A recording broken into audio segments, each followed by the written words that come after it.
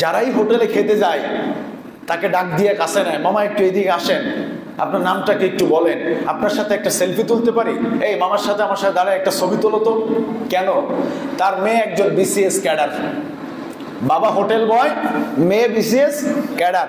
আচ্ছা, হোটেল বয় তো আরো রয়েছে, কারোর সাথে তো কেউ এভাবে ছবি তুলতে যায় না, কারোর সাথে তো এভাবে কথা বলে না। তার মানে হলো এই বাবা সম্মানিত হয়েছেন কার কারণে? মেয়ের কারণে। মেয়ের কারণে সম্মানিত হলেন। এখন বাবা সম্মানিত হয়েছে মেয়ের কারণে, আর রমজান সম্মানিত হয়েছে কিসের কারণে? কোরআনের কারণে। আপনি কোরআনকে ছেড়ে দিয়ে শুধুমাত্র রমাদানুল মুবারকে রোজা নিয়ে ব্যস্ত রয়েছেন, যাকে দিয়ে চক্ষুদান তাকে করলেন অপমান। এটা কেমন হয়ে গেল না? যে রমাদানুল মুবারকে কোরআনের কারণেই সম্মানিত হলো রমাদান, আপনি সেই রোজা নিয়ে পড়ে আছেন, অথচ কোরআনটাকে আপনি একটা দিন খুলেও দেখলেন না। এটা কিন্তু মস্ত বড় অপরাধের মধ্যে পড়ে যায়, অসম্মানের মধ্যে পড়ে যায়। সুতরাং এখনো যে কয়দিন রয়েছে আমরা কোরআনটাকে দেখে দেখে পড়ার চেষ্টা করব ইনশাআল্লাহ। রাসূল সাল্লাল্লাহু আলাইহি ওয়াসাল্লামের কাছে একজন সাহাবী বসে বসে কোরআন পড়তে পারতেছিলেন না, নতুন মুসলমান হয়েছে, ধাক্কায়া ধাক্কায়া কোরআন পড়তেছিল। রাসূল সাল্লাল্লাহু আলাইহি ওয়াসাল্লাম ওই সাহাবীর দিকে তাকিয়ে মুস্কি মুস্কি হাসতেছিলেন। সাহাবী রাসূলের দিকে চোখ পড়লো, যখন লজ্জা পাইলেন, তিনি বললেন, ইয়া রাসূলুল্লাহ, আমি তো পারি না, মাত্র মুসলমান হয়েছে, আমি তো পড়তে পারি না। রাসূল সাল্লাল্লাহু আলাইহি ওয়াসাল্লাম বললেন, তুমি লজ্জা পেও না, আমি এজন্য হাসছি না যে তুমি কোরআন পড়তে পারছো না, আমি হাসছি, আমি নবী, তুমি নবী না, আমি দেখতে পাচ্ছি তুমি যখন কোরআনটা ধাক্কায়া ধাক্কায়া পড়তেছিলা, একজন পাঠকের চাইতে, ইজিলি পাঠকের চাইতে ফেরেশতারা তোমার আমলনামায় দ্বিগুণ সওয়াব লিখতেছিল। ইয়া রাসূলুল্লাহ, আমি তো পারি না। তাহলে কেন? বলছে, যে পারে না সে পারার জন্য চেষ্টা করতেছে, আল্লাহ খুশি হয়ে ফেরেশতাদেরকে নির্দেশ দেন তার আমলনামায় দ্বিগুণ সওয়াব লেখো। রমাদানুল মুবারকে যে কোরআন পড়তে পারে, আপনি পারেন না, তার পাশে বসে যান। যেই ব্যক্তি কোরআন পড়লো ওই ব্যক্তির চাইতে আপনার আমলনামায় সওয়াব বেশি লেখা হবে।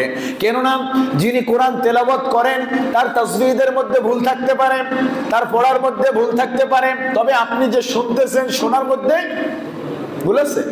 শোনার মধ্যে কোনো ভুল নাই। এই জন্য আপনি পূর্ণ মাত্রায় সওয়াব পেয়ে যাবেন, আর যেই ব্যক্তি তেলাওয়াত করলো তিনি পূর্ণ মাত্রায় সওয়াব পাবেন না। শুধুমাত্র তাই নয়, রাসূল করিম সাল্লাল্লাহু আলাইহি ওয়াসাল্লাম বলেন, আল কুরআনু হুজ্জাতুল লাকা ওয়া আলাইক। কিয়ামতের ময়দানে এই কোরআন কারো পক্ষে দাঁড়াবে, আবার এই কোরআন কারো বিপক্ষেও দাঁড়িয়ে যাবে। সুতরাং রমাদানুল মুবারকে আমরা যেন কোরআনকে আমাদের নিজেদের পক্ষে নিয়ে কিয়ামতের ময়দানে সাক্ষী স্বরূপ বানাতে পারি। আল্লাহ তাআলা আমাদেরকে তৌফিক দান করুন, বলি আমিন। সম্মানিত ভাইয়েরা, আমাদের সমাজে অনেক মানুষ বলেন আমরাও কোরআন পড়ি। আমরা কি কোরআন পড়ি না? আমরা কোরআন বুঝি না? শুধু হুজুররাই কোরআন বোঝেন, হুজুররাই কোরআন নিয়ে ব্যস্ত থাকেন, আমরা কি কিচ্ছু বুঝি না? আমি আফসোসের সাথে বলতে চাই, আমার এলাকা বাগেরহাট জেলা, বাগেরহাটের 4 আসন আমাদের। আমি গতকালকে মিডিয়াতে একটা বক্তব্য শুনলাম, বাগেরহাট 4 আসনের একজন মনোনীত প্রার্থী, তিনি বললেন দলের নাম নিয়ে, অমুক দল তারা জান্নাতের টিকিট বিক্রি করেন। বাংলাদেশে কোন ইসলামিক দল বলছে এই দল করলে আপনি জান্নাতে যাবেন? কেউ বলতে পারবেন? হেফাজত ইসলাম বলি, জামাত ইসলাম বলি, তারপরে চরমোনাই বলি, খেলাফতে মজলিস বলি, জমিয়তে উলামা ইসলাম বলি, কোন দল কি বলছে আজ পর্যন্ত আপনারা এই দলে আসেন জান্নাতে চলে যাবেন? বলছে কেউ? কেউ বলে নাই। কারণ জান্নাতের গ্যারান্টি পৃথিবীর কেউ দিতে পারেন না। পারেন? কেউ পারেন না।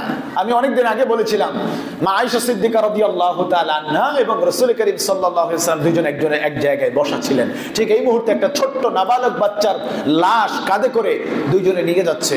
মা আয়েশা সিদ্দিকা রাদিয়াল্লাহু তাআলা আনহা বললেন, আহারে, একটা জান্নাতি মানুষ চলে যাচ্ছে। রাসূল সাল্লাল্লাহু আলাইহি ওয়াসাল্লাম মা আয়েশা সিদ্দিকা রাদিয়াল্লাহু তাআলা আনহাকে বলেন, আয়েশা, তুমি তাকে জান্নাতি বলতে পারো না। কে জান্নাতি আর কে জাহান্নামী এটা জানেন কে? আল্লাহ। তুমি বলতে পারো না, আবার জাহান্নামীও কাউকে আমরা বলতে পারবো না, ও তো জাহান্নামে চলে যাবে। এই বিচার বিশ্লেষণ আমার কাছে না, আমাদের কাছে না, এটা কার কাছে?